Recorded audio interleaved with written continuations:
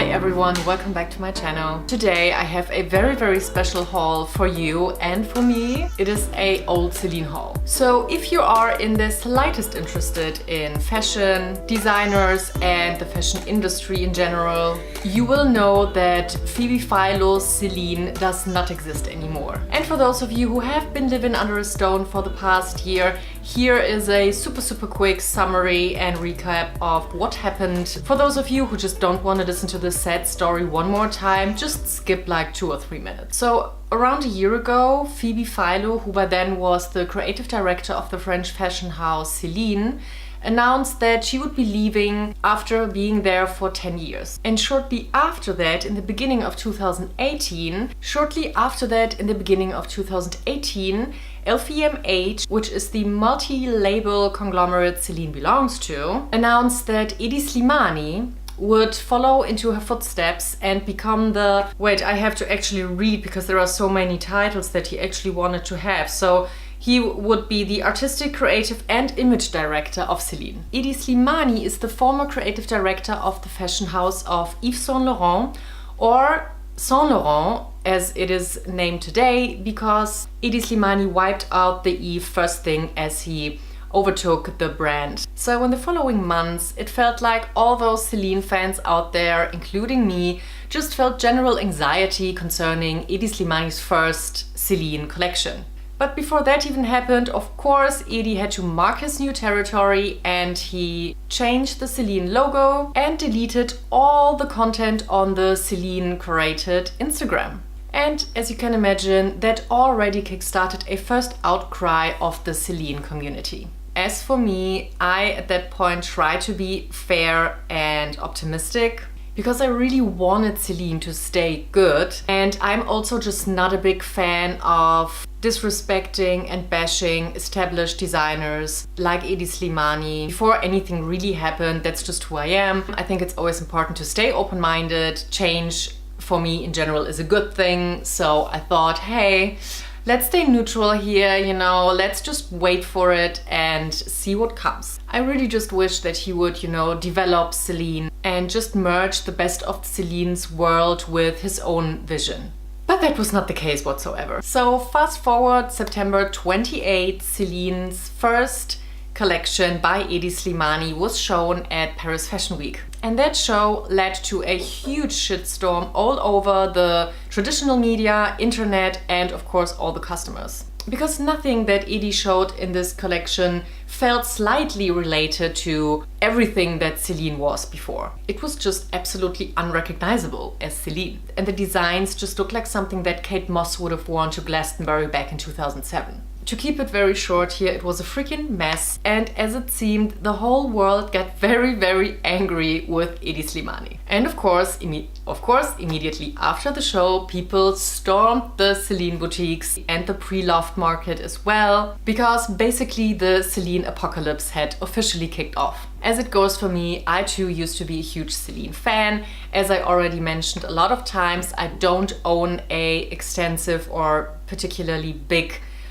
designer collection. However, the most luxury items I own are by Celine. In my life, I haven't been there yet financially to afford especially Celine ready-to-wear pieces, even though I absolutely love them. Until this day, I only owned one single Celine ready-to-wear item that I bought in the sale a couple of years ago. And this whole situation just made me super angry and super sad, because I felt like Hedi Slimani took away that very special moment in my life when I would, you know, have been saving up, or when I would have actually the funds financially to go into a Celine boutique and buy myself my very first super nice Celine ready-to-wear item. So of course I started to check out Vestiaire Collective, as well as taking a frequent stroll through my local department store. And lucky for me, just that department store ended up including old Celine items in some very special pre-sale around this whole Black Friday time. And that made it possible for me to go on a little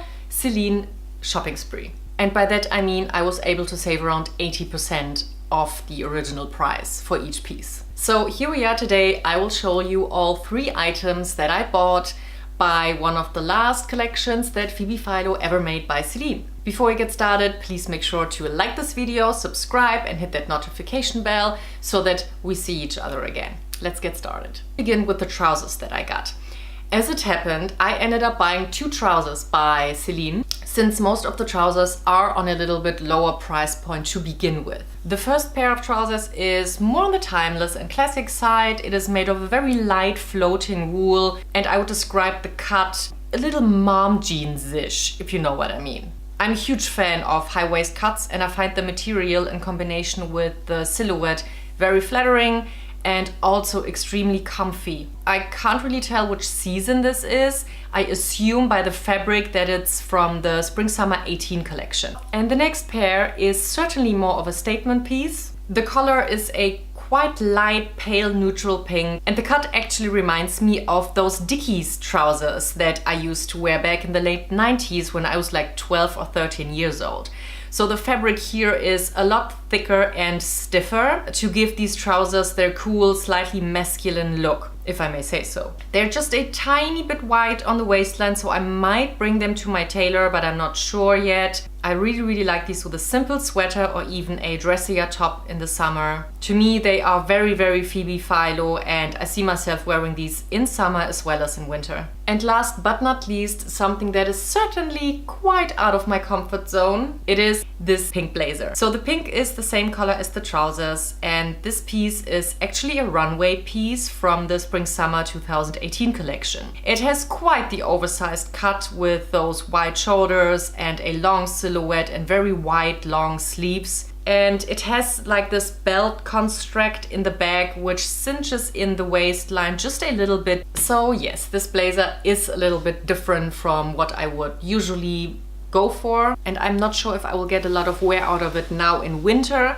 However, I can see myself wearing this all the time during spring and summer, literally with a super simple outfit like black trousers and a white t-shirt, throwing this over and just, you know, looking amazing and having something on that is very statement and very different. Even though obviously this is not like your everyday basic piece, since this item represents a design era that just has ended and will not come back, I also see it a little bit as a collector's piece. So even if I'm not wearing this all day, every day, it's still something that is just part of my, you know, small curated collection. And that reminds me of a amazing designer. So that is it for my very recent and last minute old Celine haul. I also hope that you enjoyed it to be a little bit on the shorter side, because sometimes when I see those fashion videos, those try-on hauls, I sometimes think that the people just talk too much and it's just all being dragged like into like a 30-minute video,